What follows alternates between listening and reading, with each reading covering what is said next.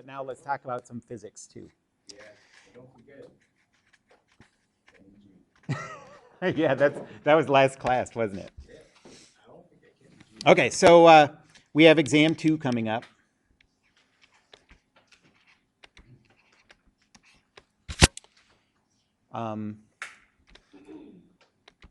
So that is for the night class, Wednesday, 3-5, I think. 3-5. 6. 6. Yeah. Okay, thanks.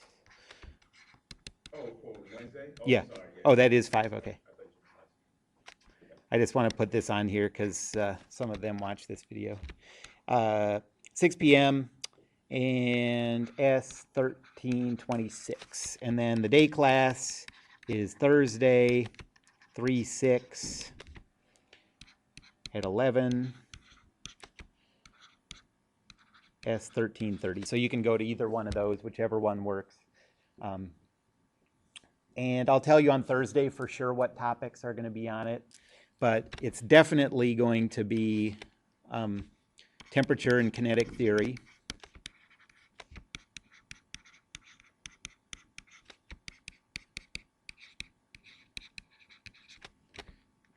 And heat. And then I think that's pretty much all, but I don't think we're going to get far enough on this. Yeah, so that's sort of the question, but I don't think so. And last time, I just started introducing the topic of thermodynamics. Now, it's basically all the stuff that we've been talking about, but we're also dealing with work in addition to heat. And so I gave you the first law of thermodynamics.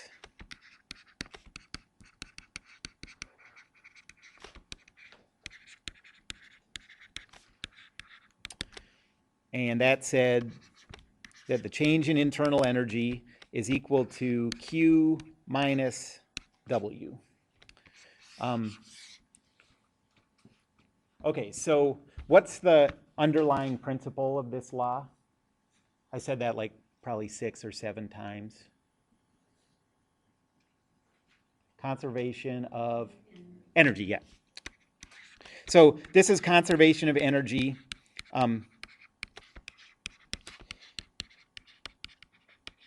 And the reason that isn't totally apparent is because of the sign convention.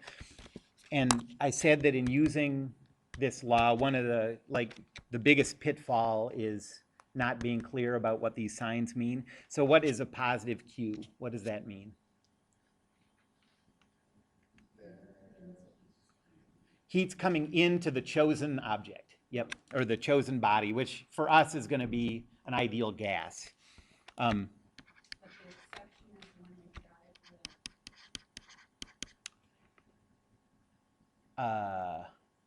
The exception was, when we were talking about radiation. That's right. So this is heat added to the chosen gas. And this is what? Work done. Yeah, I was going to write it as by the chosen gas, but yeah, on the environment, on the surroundings. Does it make a difference when it's Q plus W? When it's heat? I don't know why I wrote it down, but instead of being minus, it's positive. So this is the equation we're going to use. When I wrote it down first to try to point out that it's really just conservation of energy, I wrote it as like Q plus W, but this is the one we're going to use. And to make sense out of it, you have to understand that the reason you have that minus sign is because this is energy added to the chosen gas, and this is energy used by the chosen, like taken out of the chosen gas. So that's where that negative sign comes from. And really understanding those signs is the only thing that can go wrong in using this equation, unless you don't know how to do minus your minuses.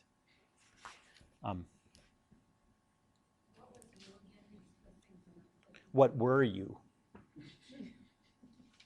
I'm not sure, I don't remember, but Internal energy. U is internal energy. You are internal energy.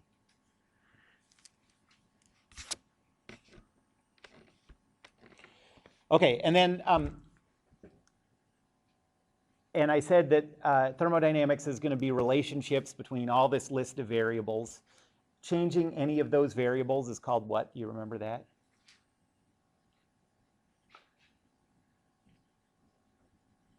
A process. Yep. And now we're going to talk about the 4 process types. And the 4 process types that we're going to discuss are isothermal, adiabatic, isobaric, and isovolumetric.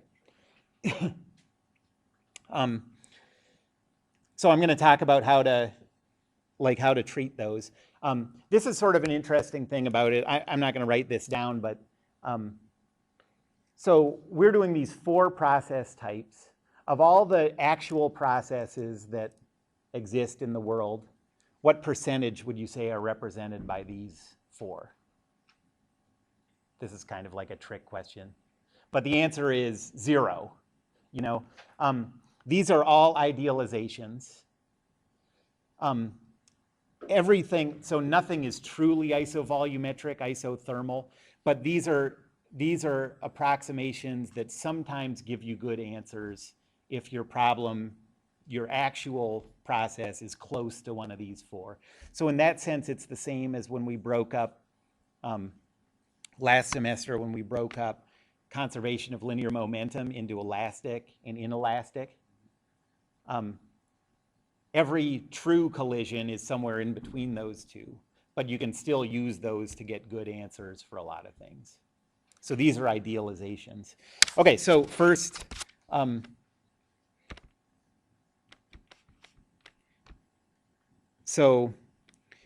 every one of these process types is going to have an equation associated with it.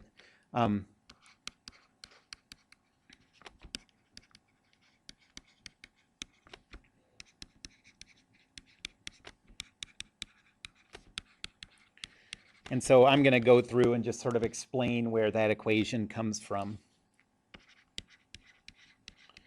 And then when you see in a problem, that a process happens, say, with constant volume, so it's isovolumetric, then you'll know that the isovolumetric equation is going to go into it somewhere. Okay? And if you see that it's adiabatic, then you know that equation is going to go into your calculation somewhere.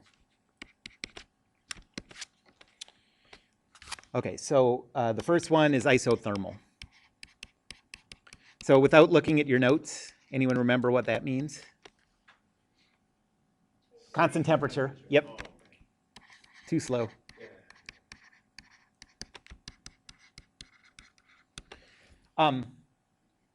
So remember that the change in internal energy for a monatomic gas. Can anyone produce that equation off the top of your head? It uses the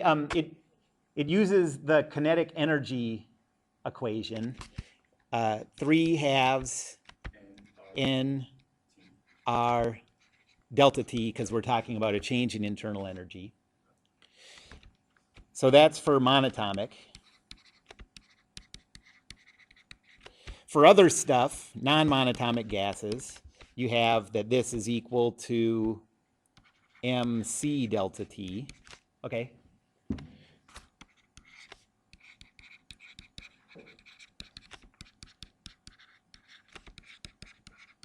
And so you can see in both cases,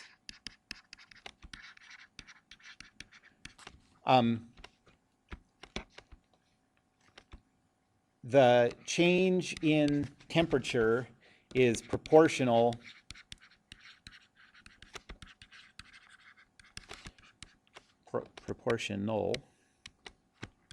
to the change in internal energy. So delta T equals 0 means delta U equals 0. Okay. Therefore, in any isothermal process, you know that delta U is equal to 0.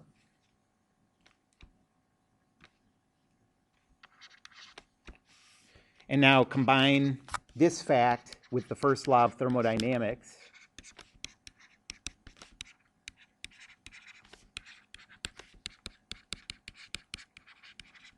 What's the first law of thermodynamics?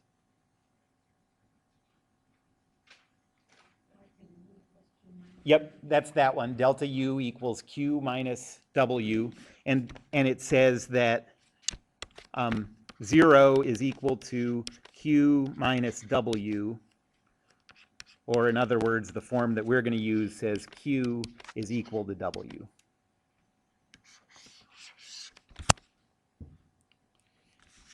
And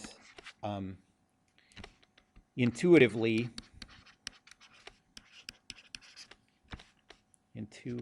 having spelling problems. Intuitively,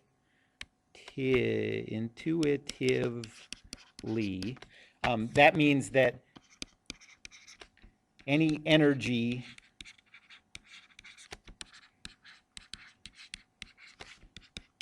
added to the gas by heat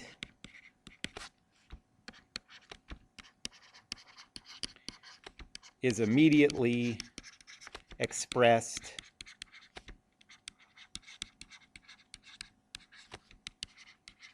as work done.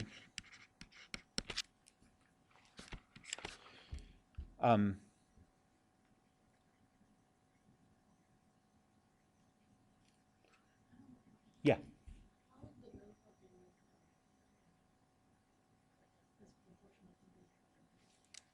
Well, in both of these, you just have delta U is equal to, you can think of like all this as just a constant. And in this one, you can think of this as a constant. And so delta U is equal to some constant times delta T. This constant might be 2 or 4 or -6 or whatever, but these are proportional. And so what that means is if this is equal to 0, 0 times whatever, this has to be equal to 0 also. Okay.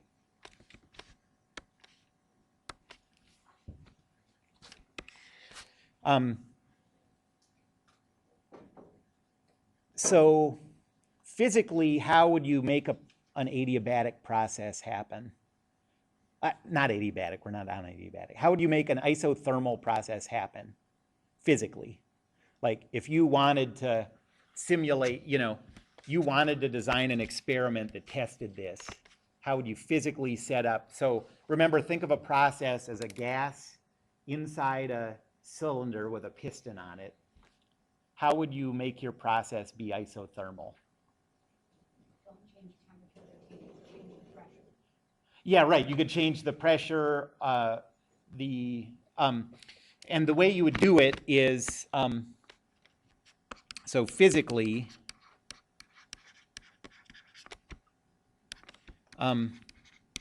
you'd make the cylinder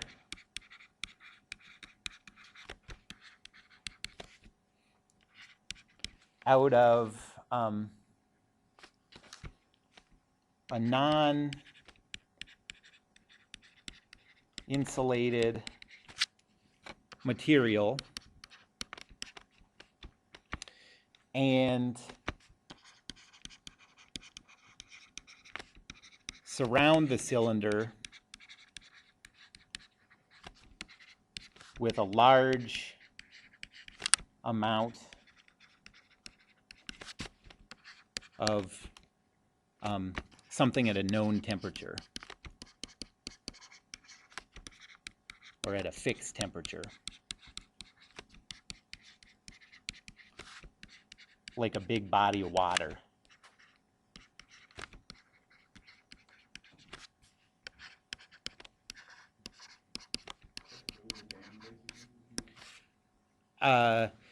Yeah, that would work. But it doesn't probably have to be that big in most cases. I like that idea. Okay, you could do that. You might have to get permission or something. But yeah, so the way this works is if you have, so why does it have to be a big body of? Constant energy. Yeah, because, exactly, because heat is going to be leaving and entering that cylinder as this process happens, okay? And if it's only a small amount of water that surrounds the cylinder, then that's going to change the temperature of the water as that energy is exchanged. So you need a big body of water so that that temperature stays constant, okay? Do you know what I mean? Okay. Any questions about that?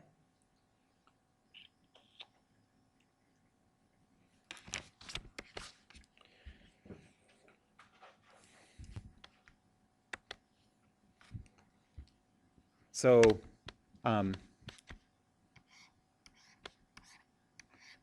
here's how you would design an isothermal process. So there's your piston and cylinder. Here's your gas, the chosen object, and you just have this thing submerged in water at some fixed temperature. And the cylinder would be made out of, say, a thin metal surface, you know, something that conducts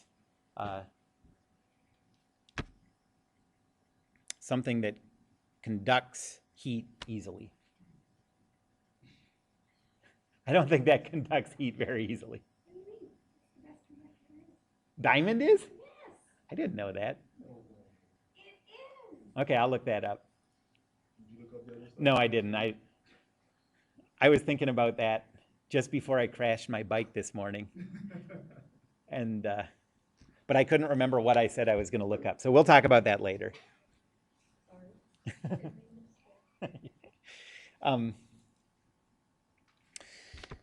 Any questions about an isothermal process? So one thing about these, so I'm going to tell you how you would do these things physically.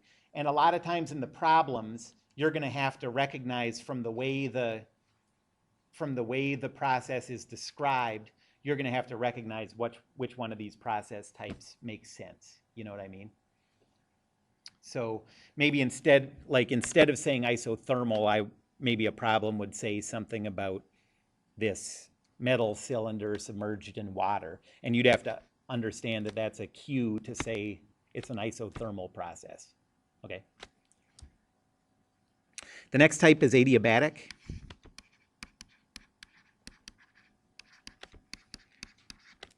Anyone remember what that means?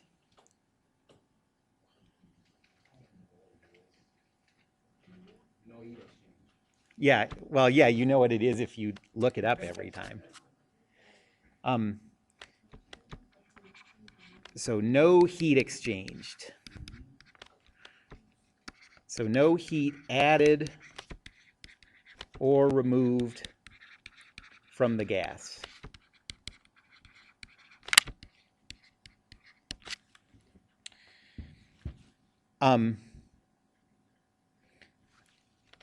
Notice on this one, so this is throughout all of this thermodynamics stuff, understanding the distinction between temperature and heat is going to be important.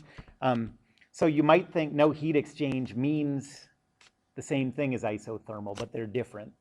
Okay, so I'm going to give you some examples to understand how that is. So this is not the same as isothermal.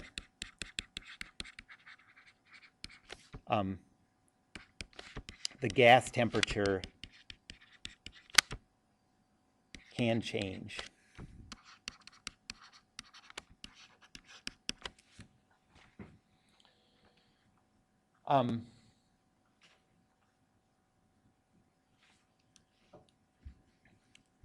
So if there's no heat added or removed, what variable represents heat added or removed from the gas? Q, yep. So Q is equal to 0. And so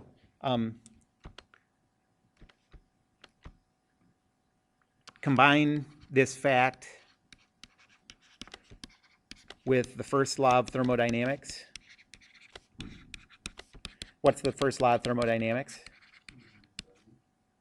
Yeah, so delta U is equal to Q minus W. So this says delta U is equal to negative W.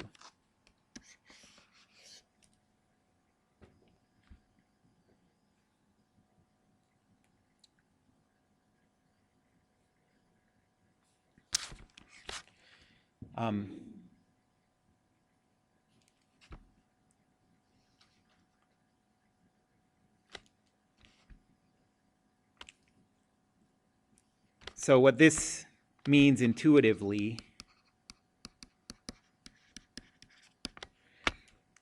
is, remember that W, with the sign convention for W, is if you have positive W, then work is being done on the surroundings. If you have negative W, like this, that's talking about work that's being done on the gas. Okay? So what this says is work done on the gas by the surroundings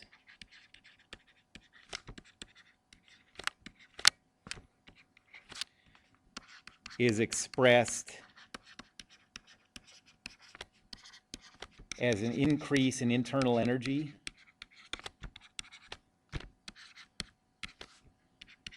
and therefore as an increase in temperature.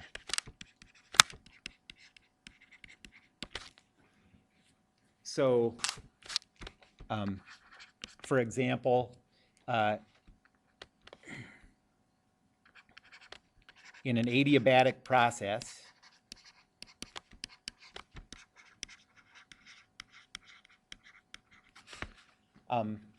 how would you do work? So how would you get negative W in a piston and cylinder? You would move the piston, and which way would you move it? So this is just the kind of thing I'm trying to get you to kind of slowly down. Yep, that's exactly right. So yeah, good. In an adiabatic process, if you push the piston down,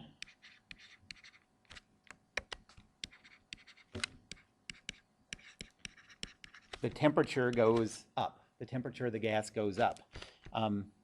If you pull the piston up, the temperature goes down.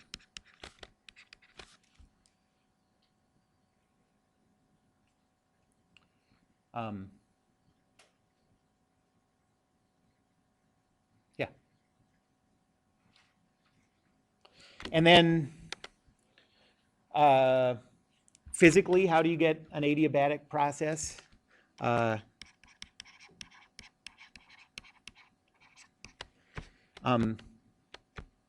adiabatic process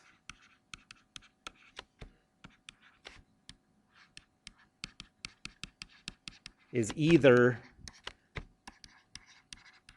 done rapidly, so there's just not a lot of time for heat to be exchanged through the cylinder, or the cylinder is insulated.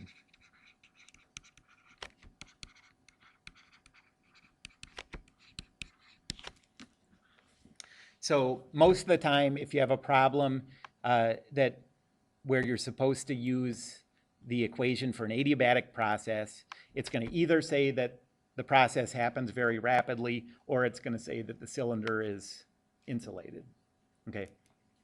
And you have to recognize from those clues that it's an adiabatic process.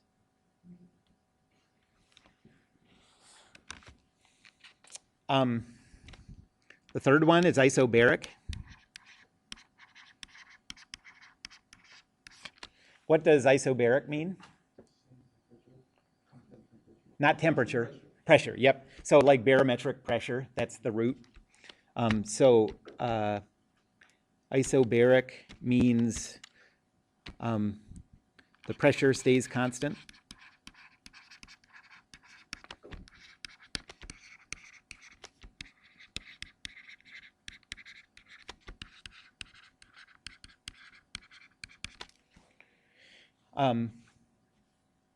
And to make sense out of this one, think of the pressure volume curve. I mentioned that last time, that this would be useful sometimes. So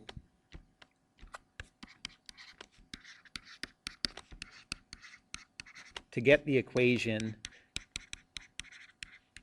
think of the pressure versus volume curve.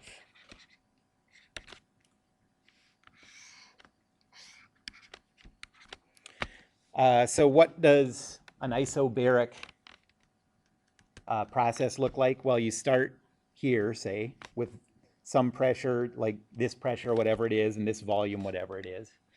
And then where does the line go from here? Well, it can't go up or down because this is pressure. I should have labeled these. This is pressure on the vertical. So all it can do is go horizontally. Okay? And if you remember, does anyone happen to remember what I said the area under the pressure volume curve represents? Work, W. So this is W. And so if you recognize that this is the change in volume, that makes sense, right? Then W is just equal to the pressure, that constant pressure, times the change in volume.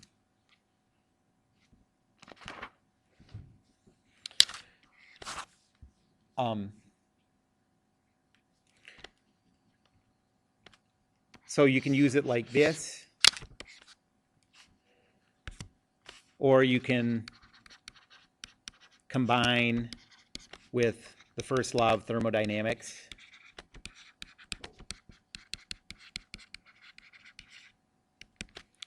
And then in that case, you get that the change in internal energy is equal to the heat added to the gas minus P delta V.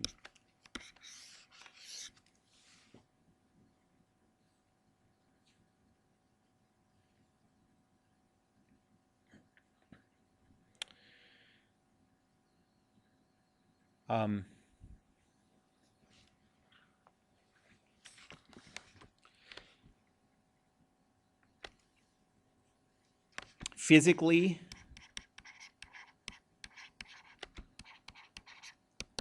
how do you get a constant pressure process? You have to do a couple of things. You have to sort of juggle variables. And so I'm not going to give like a simple description of how to do this, but what you'd have to do is at each step, like say you change the volume, okay, then you'd have to change the temperature in order to not have the pressure drop, okay? So you have to adjust volume and temperature together carefully.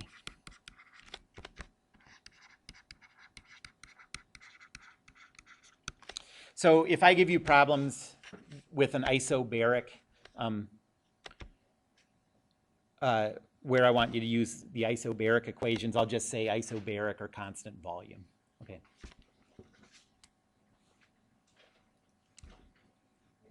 Mm-hmm. Okay, so just think through this for a second. So if your isobaric process you want to push the piston down, okay? You push the piston down, that has the effect of increasing the pressure. So then what do you have to do to the temperature in order to get the pressure back to where you want it to stay constant? You have to reduce the temperature. That's right. Well, that's where this can get confusing. So say that you have an insulated cylinder first, okay? And you can control If you increase the volume, you have to increase the temperature. so say you decrease the volume, okay? So the temperature naturally the pressure naturally wants to go up, and the temperature naturally wants to go up. Yeah. So then what you have to do to make the pressure come back to what you want is now you have to, through some outside method, decrease the temperature of that gas. Then you've decreased the volume and kept the pressure constant. Okay, so that one's a little more, there's just more going on with that one. You can't control it with one thing, you have to control it with two. Okay. And then the last one, number 4, is isovolumetric. This is the one that we've already done stuff with, because essentially all the problems in the heat section were isovolumetric processes.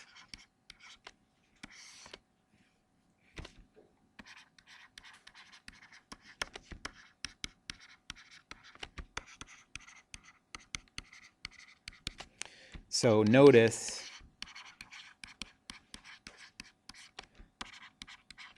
all the problems in heat involved isovolumetric processes.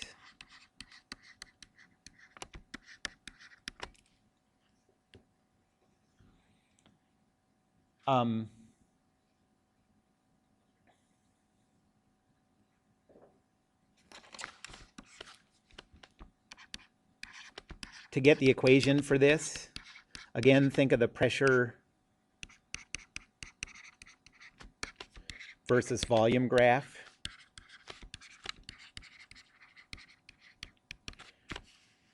Okay, so pressure is on the y-axis, volume is on the x-axis, and say you start out here at some given pressure and some given volume.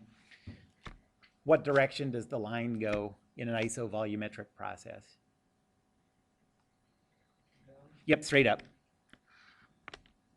So it just does something like that. What's the area underneath a line? It doesn't even make sense, you know, there's no area under a line. It doesn't have any thickness. So no area under the line means that W is 0.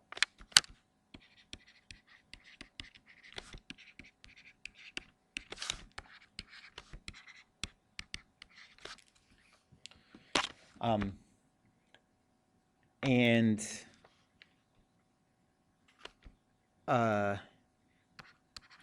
put that into the first law of thermodynamics.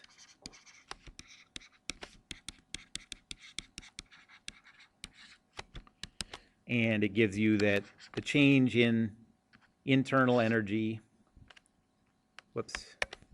change in U is equal to Q. Okay.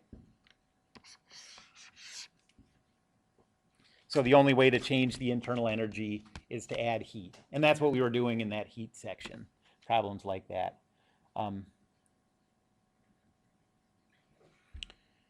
Physically,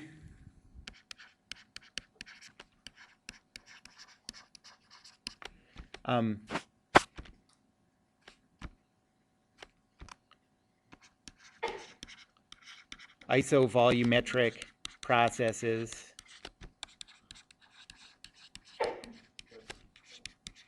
take place in fixed containers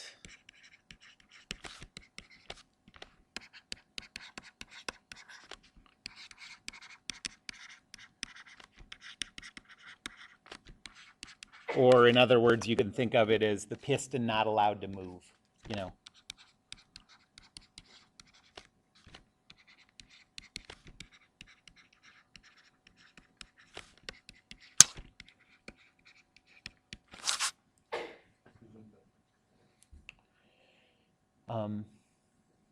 Any questions about that one?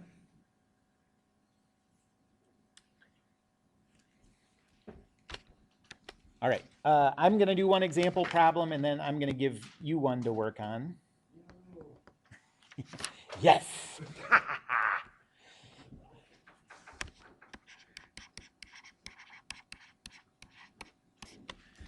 So I'm telling you ahead of time, so now you know that it's time to start paying attention. Like, oh no, I got to do something in 5 minutes. Okay, so let's say that we have 0.1 moles of a monatomic gas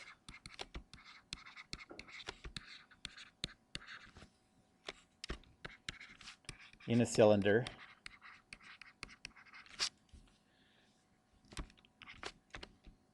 And the gas expands rapidly.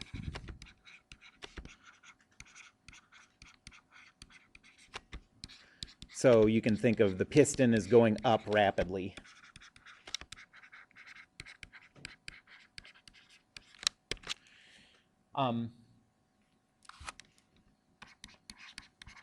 The temperature of the gas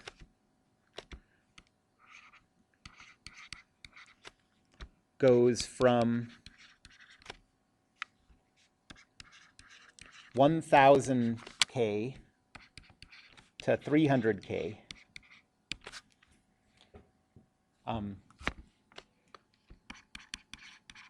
How much work is done by the gas?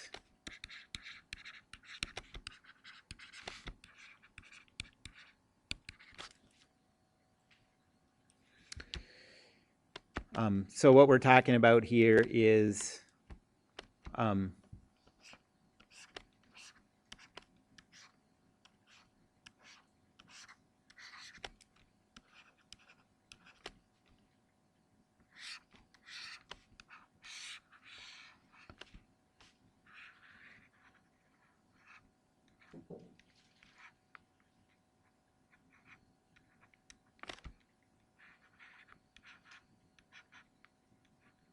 so you have this sleeping walrus. So this is instant 1.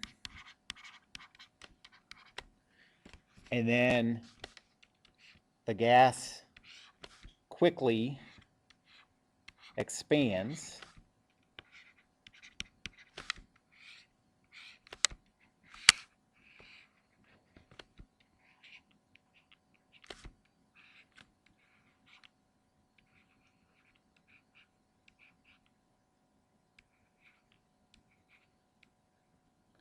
Lifting the walrus and waking him up.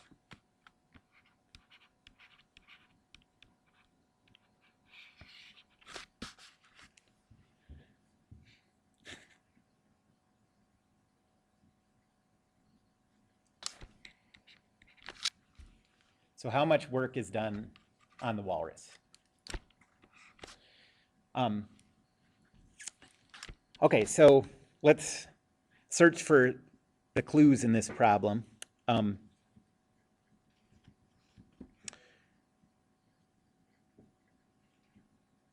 Why would I say it's a monatomic gas? There's only one reason. It's, for a monatomic gas, we know that this is true, is equal to 3/2 nR delta T. Okay? So this, anytime you see monatomic, you know this is true. What are the monatomic gases, by the way? How do you... yeah, they're the noble gases. They're all the ones on the right side of the periodic table. We don't have one in this room, but helium, and so on. What was the next one? Helium, neon, and then argon, and then we'll stop there. I always thought it was kryptonite, but it's not. What's called krypton. Yeah. Don't ask why. That's how I remember it. And why would I say that it expands rapidly?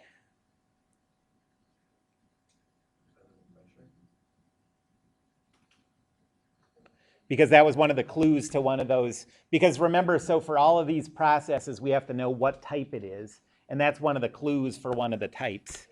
Yeah, right. It's rapid, and that says adiabatic.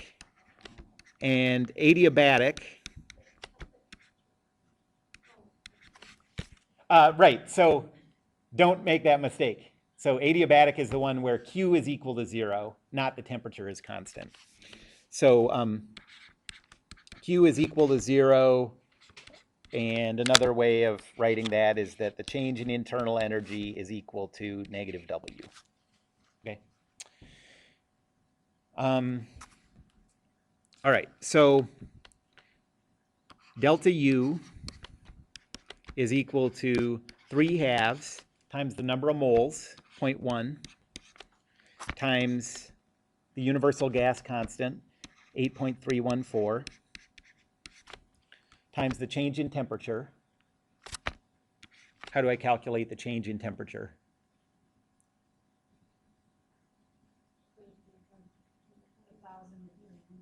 Yeah, so, okay, but the sign is important, so be careful. You're definitely thinking of it the right way, but it needs to be the final, right, it needs to be the final temperature minus the initial temperature. So it's going to be, the final is 300, the initial is 1,000. And if you do everything else right but get the order of these wrong, your sign is wrong, and it's the difference between adding energy and removing energy, and you get no points. Maybe some points, but you won't be happy. Okay. That is the universal gas constant. That's R. So you get a value of negative 872.97 joules.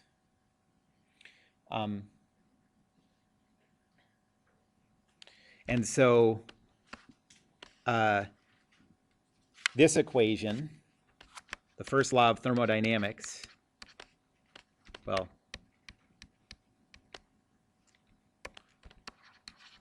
so we know that negative 872.97 is equal to the negative work, and so W is equal to positive 872.97 joules. So is work done on the surroundings, or is work done by the surroundings? You know, is work done on the surroundings or on the gas?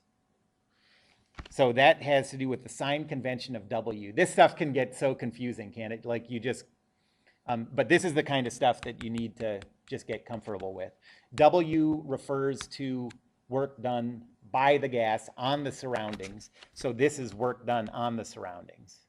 If we had a negative value, that would be work done on the gas, like energy added to the gas. All right, I'm trying to so why did we have it? So we had it at negative 872, and then we switched it from negative 872 to negative. Because this was the internal energy, the change in internal energy. Then we plug it into this equation. And that gives us that W is positive. What are our units on the gas constant? That would be joules per, oh boy. Yeah, that sounds, energy, any kind of energy. So that's work, internal energy, heat. I mean, it's per calorie. Well, you know, it gets sort of confusing because, so it's newtons times meters. but newtons is also kilogram meters per second squared. So, but okay, so the universal gas constant is, well, we know that pressure is newtons per meter squared. Volume is meters cubed, and that's equal to moles times R times Kelvin. And so we get Newton times meters is equal to moles Kelvin R. So R is equal to Newton meters over mole times Kelvin. And I think the way they write it is Newton meters here is joules, so they write it as joules over mole times Kelvin.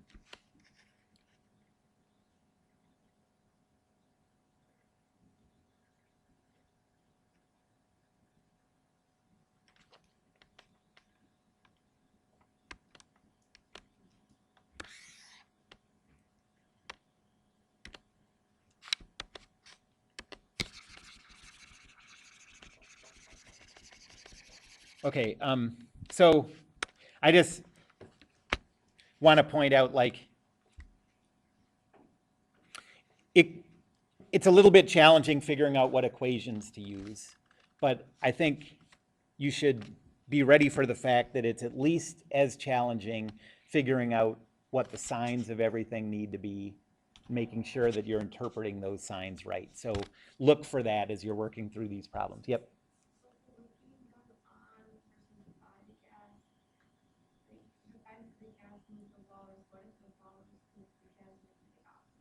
So this is saying, so positive W means the piston moves up. So this says that it moves the walrus up. If we got a negative here for W, it would mean the walrus went down, and that compressed the gas. That's what it means to do work on the gas. That makes sense. What page now? Okay.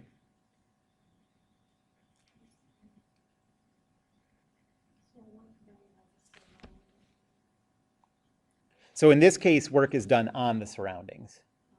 Which is the walrus. Yes.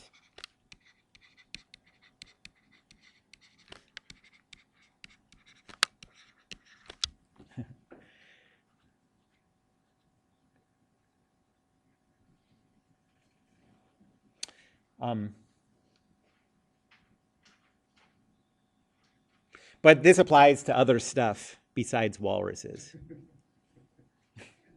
Just always make it walrus in the test. It makes sense. I can always get it. You'll all end up just being physicists at zoos. Will there be like, on the exam, will there be like a picture or some indication on what is actually happening, or will it just be the stuff that you wrote in words? Just stuff in words, I think. Or like, what you, like, the kind of stuff that you actually wrote in words, or will there be like some kind of explanation? Just the stuff I wrote in words there. Just put walrus You in. scroll up so I can read it again. Yeah. Okay, so the fact that it's expanding rapidly and not compressing rapidly. Right. Gives you the, okay. Yes. So expanding always means W is positive, and compressing always means W is negative. And will you always write like how much work is done on versus what, like you'll write how much that's As the question? No, not always. W. Yeah, it can be a little tricky, but you know, the practice problems are very similar to the kind of questions that'll be on the exam. But yeah, it's going to take a while to get comfortable with those, for sure.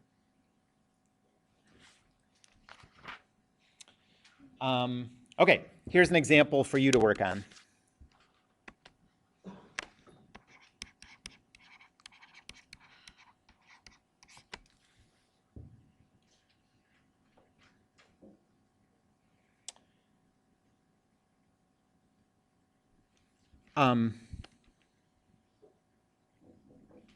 This is kind of like a tricky one. Okay, well, I'm going to give it to you anyways. But this isn't one of the 4 process types. It just has to do with understanding the signs of the first law of thermodynamics. Okay?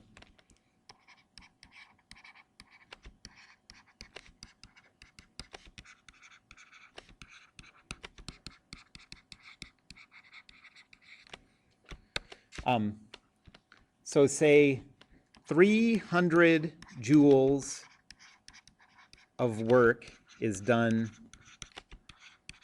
on the gas, and 200 joules of heat is added to the gas.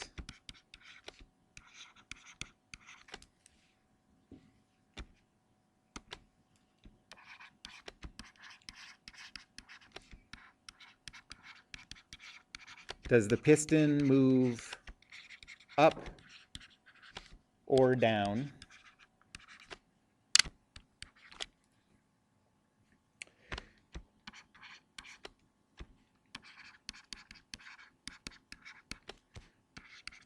What's the change in the gas's internal energy?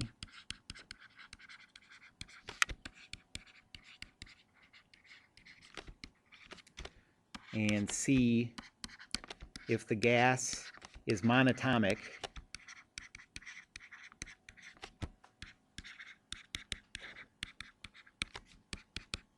what's its change in temperature?